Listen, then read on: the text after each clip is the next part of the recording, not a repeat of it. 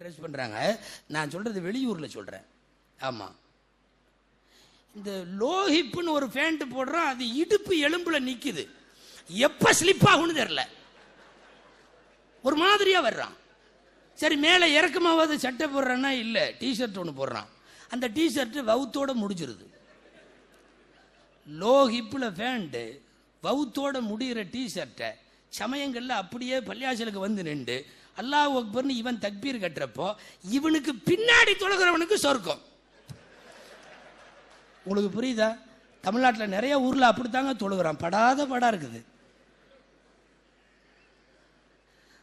நான் மோதினார்ட்ட சொன்னேன், கொஞ்சம் உப்பு கல் எடுத்து போட்டு விட்டுரு, உண்டியல் மாதிரி தெரிஞ்சா. இதெல்லாம் வேலைக்கு ஆகாது. பள்ளிவாசல் தொப்புள்ள இருந்து முட்டி வரை முன்பின் எல்லா பகுதிகளும் மூடப்பட்டிருக்க வேண்டும். தொப்புள்ள இருந்து முட்டி வரைக்கும் நீ ஏரியா வாரியா திறந்து விட்டுட்டு வந்து அல்லாஹ் அக்பர் தக்பீர் கட்டினா, இங்க இருக்கிற சாமானிய முஸ்லீம் அல்லாஹ்வை பார்க்கலான்ட்டு போனா என்னென்னமோ பார்க்கறான் இல்லையா? நான் சொல்றது, நீங்கள் யாரை பின்பற்றுகிறீர்கள்?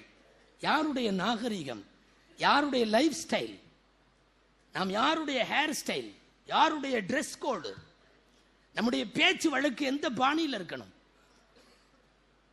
கடைசியாக என் உரையை முடிப்பதற்கு முன்னால் நான் சொல்லுகிறேன், பெரும்பாலும் பல்லவட்டி இளைஞர்கள் அநேகமாய் 99% சிக்கிக் கொள்வதில்லை.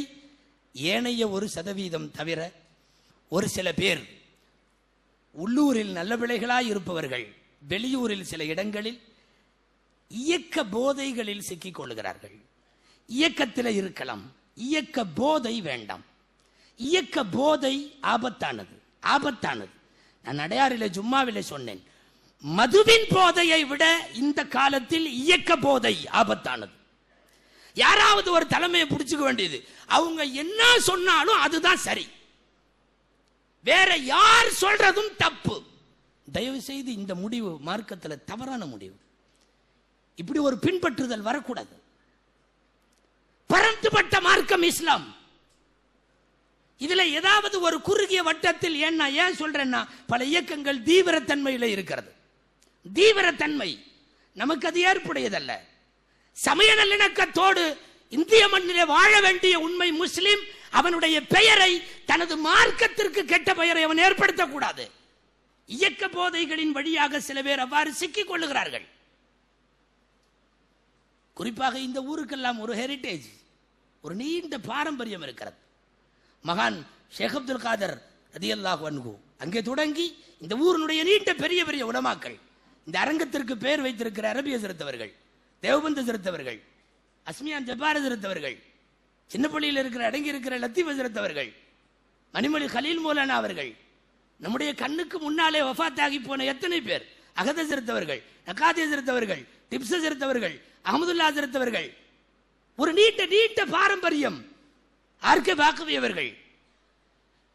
நான் சொல்ல வருவது, பல்லவட்டி வாழ் இளைஞர்களை, இந்த மண்ணுக்கான பாரம்பரியம், பெரும் பெரும் ஆக திறமையான உலமாக்கள் சங்கமித்த மண் இது.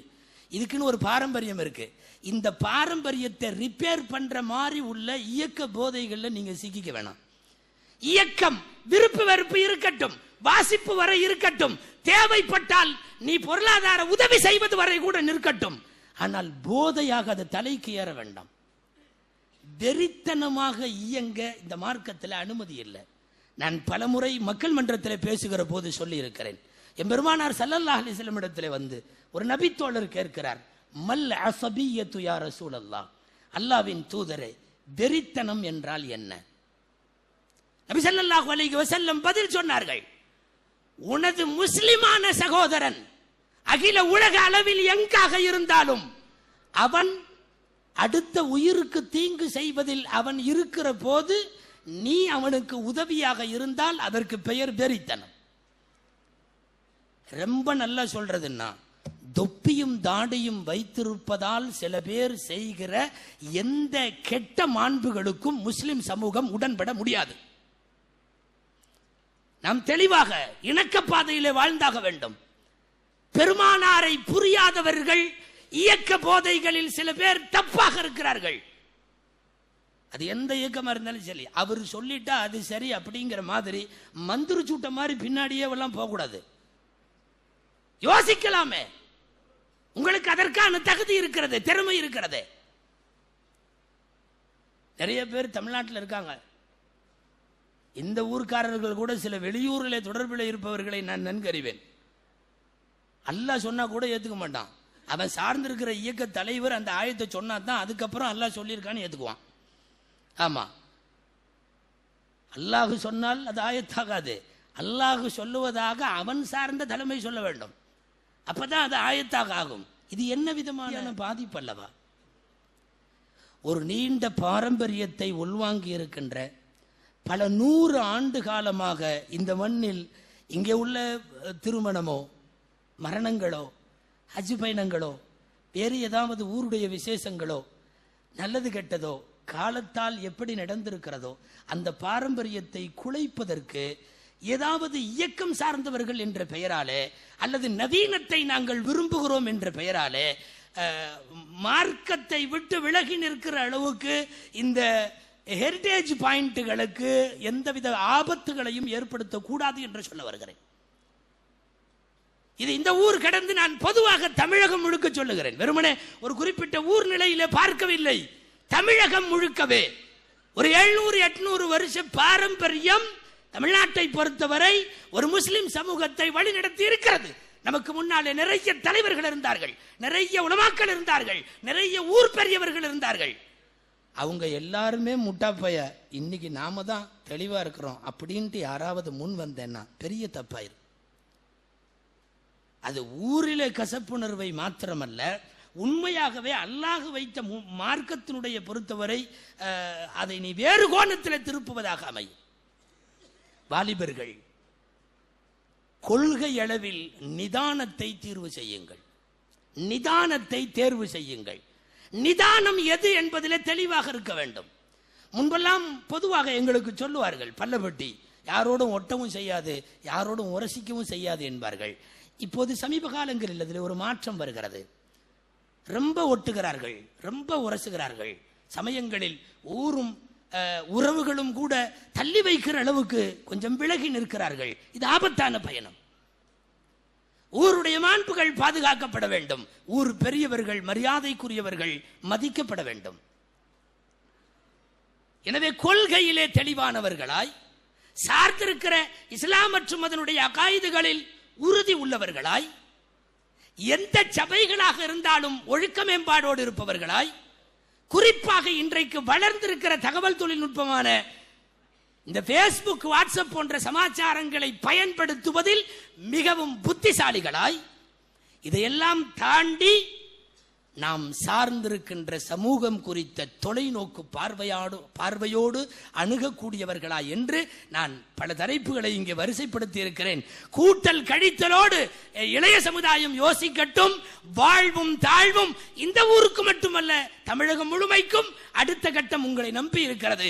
அந்த இளைஞர்கள் நம்மிடமிருந்து விலகி செல்லாமல் இருக்க, தவறாக போகாமல் இருக்க, தள்ளி நிற்காமல் இருக்க, ஓடி போகாமல் இருக்க உங்களை கேட்டுக்கொள்ளுகிறேன். பெரியவர்களே, தயவு செய்து உங்களுடைய மஹல்லாக்களில், எல்லா மஹல்லாவிலும் இருக்கிற இளைஞர்களை கொஞ்சம் உள்ளே கொண்டு வாருங்கள். அவர்களுக்கென்று சில பொறுப்புகளை தாருங்கள். ஏதாவது கூடி அவனை பொறுப்புள்ளவனாக ஆக்குங்கள். சமூகத்தின் முன்னால் அவனுக்கும் அந்த மரியாதையை தந்து முன்னிறுத்துங்கள். தானாக அவன் ஊரின் ஒழுக்க மேம்பாடுகளுக்கு ஏற்ப உருவாவான். தள்ளி வைத்து அவனை தவறான இயக்கங்களுக்கு தள்ளாதீர்கள், அது பேராபத்தில் விட்டு போய்விடும் என்பதை இங்கே இருக்கிற பெரியவர்களுக்கெல்லாம் செய்தியாக சொல்லி, எல்லாம் வல்ல அல்லாஹு ஜல்ல ஷானஹு தஆலா இந்த நிகழ்ச்சியை கபூல் செய்து கொள்ளுவானாக. பிரெஞ்சு ஃபெடரேஷனுடைய 25வது ஆண்டு விழாவில் காலையில இருந்து இதுவரை பேசப்பட்ட எல்லா செய்திகளில் நல்ல செய்திகளை எல்லாம் அல்லாஹ் உரிய இடங்களுக்கெல்லாம் கொண்டு போய் சேர்ப்பானாக. 25 வருடமாக பிரெஞ்சு ஃபெடரேஷனுக்காக ஒரு சில வார்த்தைகள், கடந்த காலங்களில் நிறைய சேவைகளை செய்து முடித்திருக்கிற நீங்கள் தயவு கூர்ந்து வருங்காலங்களில் ஒட்டுமொத்தமாக ஊருக்கு என்ன தேவை என்பதை கருத்தில் கொண்டு நல்ல முறையில் ஆக்கப்பூர்வமான பணிகளை செலுத்துங்கள். 50வது நூற்றாண்டுகளில் மட்டுமல்ல, எல்லா காலத்திலும் உங்களை இந்த ஊர் மக்கள் வாழ்த்துவார்கள். உங்கள் பணி சிறக்கட்டும், செழிக்கட்டும், நமது ஊரினுடைய பாரம்பரியங்கள் வெல்லட்டும், வாழட்டும். இங்கே வந்திருக்கின்ற எல்லா மக்களுக்கும் அல்லாஹ் நிம்மதியான நிம்மதியான அமைதியான வர்த்தக ரீதியாகவும் மற்ற ரீதியாகவும் அவர்கள் மனநிம்மதியோடு வாழ்க்கை வாழுவதற்கு எல்லாம் வல்ல இறைவன் அருள்மலை பொழிவானாக என்று அல்லாஹ்விடத்தில் வேண்டி பிரார்த்தித்து வாய்ப்புக்கு நன்றி கூறி வார்த்தைகளை முடிக்கிறேன். வாஹிர் தஅவானா அல்ஹம்துலில்லாஹி ரப்பில் ஆலமீன். அஸ்ஸலாமு அலைக்கும் வரஹ்மத்துல்லாஹி வபரகாத்துஹு.